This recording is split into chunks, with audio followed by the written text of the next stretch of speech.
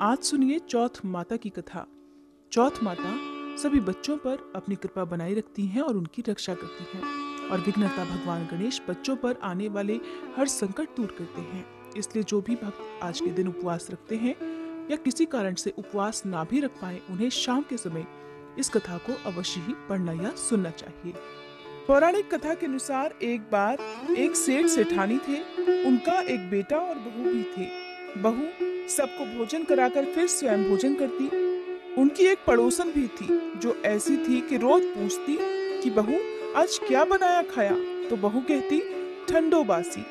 एक दिन पति ने उसकी ये बात सुन ली तो पति सोचने लगा कि वो तो रोज ताजा और गर्म खाना खाती है, फिर ऐसा क्यों कहती है। तो उसके पति ने ऐसा सुनकर विचार किया कि आज तो पकवान बनाकर जाएं, फिर देखते हैं कि मेरी पत्नी पड़ोसन से क्या कहती है। तब उसने अपनी पत्नी से कहकर तरह तरह के पकवान बनवाए और घर के सभी लोगों ने एक साथ बैठकर भोजन किया। भोजन करने के बाद उस दिन भी पड़ोसन ने पूछा कि बहू आज क्या बनाया खाया, तो बहू पहले की तरह कहने लगी ठंडो बासी खाया। सेठ के लड़के ने सोचा हो न हो कोई बात तो जरूर है जिससे मेरी पत्नी रोज ऐसा ही कहती है। तो उसने एक दिन अपनी पत्नी से पूछा कि तुम रोज पड़ोसन को ठंडो बासी खाया ऐसा क्यों कहती हो, जबकि हम सब ने तो एक साथ बैठकर आज कई तरह के पकवान खाए। तो उसकी पत्नी कहने लगी हम सब जो खा रहे हैं वो हमारे बाप दादाओं की कमाई है। जिस दिन आप कमा कर लाओगे उस दिन मैं समझूंगी कि हम ताजा भोजन कर रहे हैं। अब एक दिन लड़के ने माँ से कहा कि माँ मैं एक बड़े शहर में कमाने के लिए जा रहा हूँ। माँ बोली बेटा हमारे पास तो इतना धन है कि खाए नहीं खाए जाएगा। तो माँ के मना करने पर भी बेटे ने खुद कमाने का दृढ़ निश्चय कर लिया। जाते समय अपनी पत्नी से कहने लगा मैं जब तक कमाकर बहुत सारा धन लेकर ना लौट कर आ जाऊं तो तब तक चूल्हे की आग बुझने मत देना। एक दिन चूल्हे की आग बुझ गई तो वह मन ही मन घबराने लगी कि कहीं मेरे पति पर तो कोई संकट नहीं आन पड़ा। जल्दी से पड़ोस में से आग लाकर चूल्हे में रख दूं। ऐसा मन में सोचकर वह पड़ोस में गई। वहां पड़ोसन चौथ माता का व्रत पूजन कर रही थी। पड़ोसन ने कहा थोड़ी देर में आकर आग ले जाना। बहू ने पड़ोसन से पूछा आप चौथ का ये व्रत क्यों करती हो, इससे क्या फल मिलता है। पड़ोसन कहने लगी चौथ माता के इस व्रत को करने से अन्न धन और लक्ष्मी मिलती है, अपनी मनोकामना भी पूरी हो जाती है, पति पर और बच्चों पर आया संकट भी दूर हो जाता है।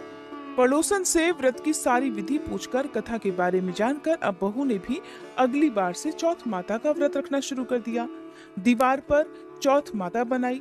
उस दिन घी गुड़ का चूरमा बनाकर रात को चंद्रमा को अर्घ देकर भोजन किया। ऐसा करते करते बहू को बहुत दिन बीत गए। वो हर दिन अपने पति को याद किया करती। एक दिन चौथ माता ने बहू के पति को सपने में आकर कहा कि साहूकार का बेटा तू जागे कि सोवे, तेरी पत्नी घर में तुझे बहुत याद कर रही है। घर जाकर उसकी चिंता दूर कर। तू दुकान खोलकर कंकु केशर का पगलिया बनाकर बैठ जाना। आज तेरा हिसाब किताब चुकता हो जाएगा।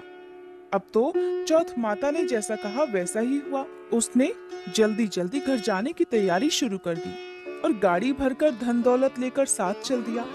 रास्ते में एक बड़ा सा काला नाग फन फैलाए हुए बैठ गया और कहने लगा आज तो मैं तुझे डसूंगा, छोड़ूंगा नहीं, आज तेरी उम्र पूरी हो गई है। तब साहूकार के लड़के ने सांप से कहा आज चौथ माता ने मुझे सपना दिया है, इसीलिए मैं अपनी पत्नी से मिलने घर जा रहा हूँ। वहाँ मेरी पत्नी मेरा इंतजार करते हुए बहुत चिंता कर रही है। मैं उससे मिलकर जरूर आऊंगा, तब तुम मुझे डस लेना। नाग ने कहा तुम शपथ देकर जाओ तो मैं तुम्हें जाने दूंगा।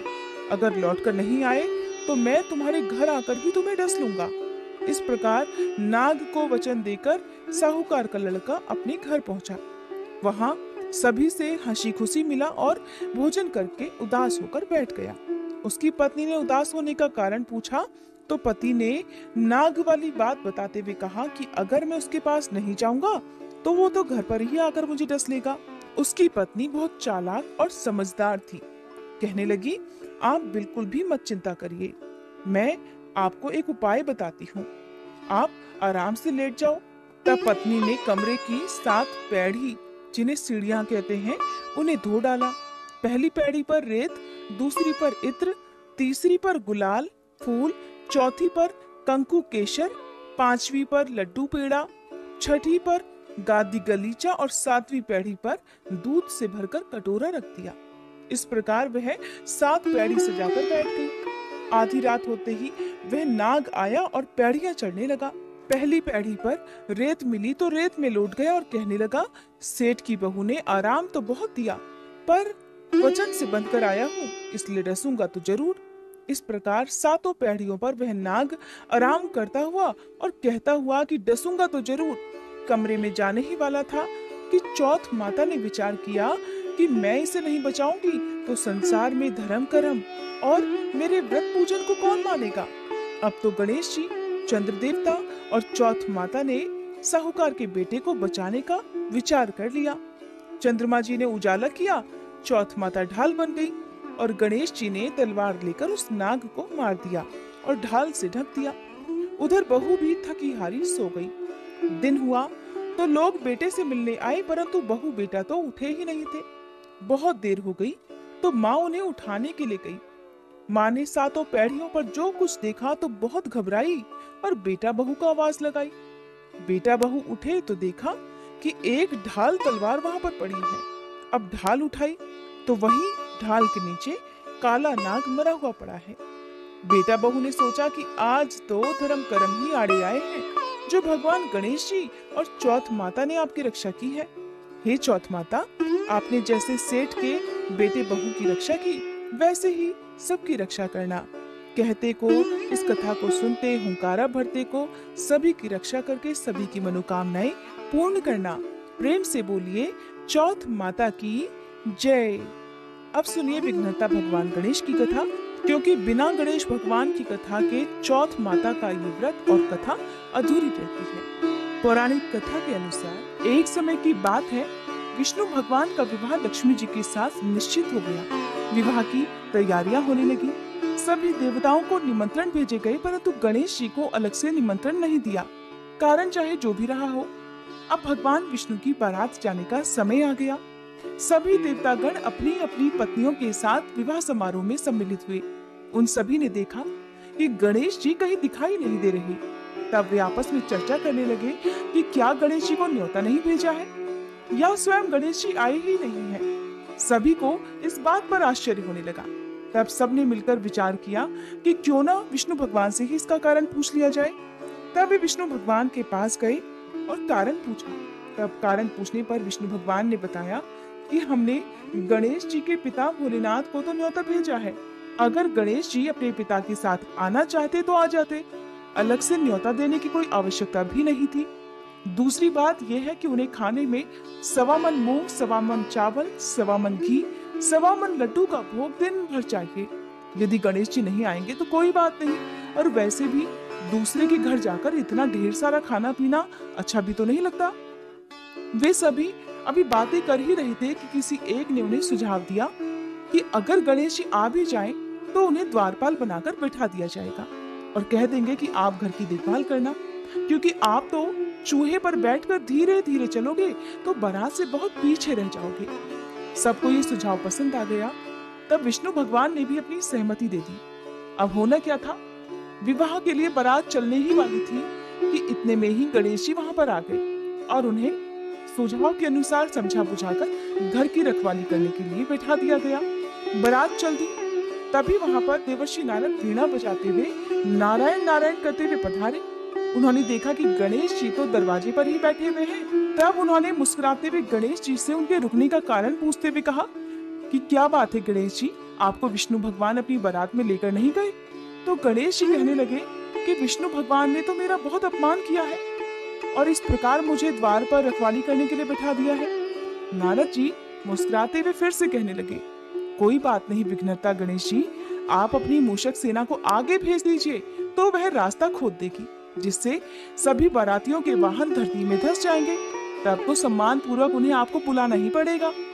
अब गणेश जी ने नारद जी के कहे अनुसार अपनी मूषक सेना जल्दी से आगे भेज दी और देखते ही देखते उनकी मूषक सेना ने आगे की सारी जमीन पोली कर दी। कुछ देर के बाद जब बारात वहां से निकली तो रथों के पहिए धरती में धंस गए। सभी ने बहुत कोशिश कर ली किंतु पहिए नहीं निकले। सभी ने लाख प्रयास करे परंतु पहिए तो निकले नहीं बल्कि कई जगह से टूट गए। किसी की समझ में नहीं आ रहा था कि अब क्या किया जाए। तब तो नारद जी कहने लगे, आप लोगों ने गणेश जी का अपमान करके अच्छा नहीं किया। यदि उन्हें मनाकर लाया जाए तो आपका ये विघ्न दूर हो सकता है और आपका कार्य भी सिद्ध हो सकता है। सभी को नारद जी का सुझाव पसंद आ गया। तब भगवान शंकर ने अपने दूत नंदी को भेजा और वे गणेश जी को किसी प्रकार समझा बुझाकर अपने साथ ले आए। अब गणेश जी का आदर सम्मान के साथ पूजन किया गया। तब कहीं जाकर रथ के पहिए निकले। अब रथों के पहिए तो निकल गए परंतु वे टूट फूट गए थे, तो उन्हें सुधारे कौन। तभी तो बारात आगे बढ़ी। पास के ही खेत में खाती काम कर रहा था। उसे बुलाया गया। खाती अपना कार्य प्रारंभ करने से पहले श्री गणेशाय नमः कहकर गणेश जी की मन ही मन वंदना करने लगा और फिर देखते ही देखते उस खाती ने सभी पहियों को ठीक कर दिया। तब खाती कहने लगा कि हे देवता गणों, आपने सबसे पहले गणेश जी को नहीं मनाया होगा और ना ही उनका पूजन किया होगा, इसीलिए तो आपके ऊपर ये संकट आया है। और हम तो मूर्ख अज्ञानी हैं। सबसे पहले गणेश जी की पूजा करते हैं, फिर उनका ध्यान करते हैं और तभी कोई कार्य का शुभारंभ करते हैं। लेकिन आप लोग तो देवतागण हैं, फिर आप भला गणेश जी को कैसे भूल गए। कोई बात नहीं, अब आप लोग भगवान श्री गणेश जी की जय बोलकर जाएं तो आपके सारे काम बन जाएंगे और कोई संकट भी नहीं आएगा। सभी को अपनी अपनी गलती का पश्चाताप हुआ और तब सबने गणेश भगवान का जय जयकार कर वहां से प्रस्थान किया। इस प्रकार विष्णु भगवान का लक्ष्मी जी के साथ विवाह संपन्न कराकर सभी सकुशल अपने अपने घर को लौट आए। ये थी संकष्टी चतुर्थी के दिन सुनी जाने वाली चौथ माता और विघ्नहर्ता भगवान गणेश की कथा।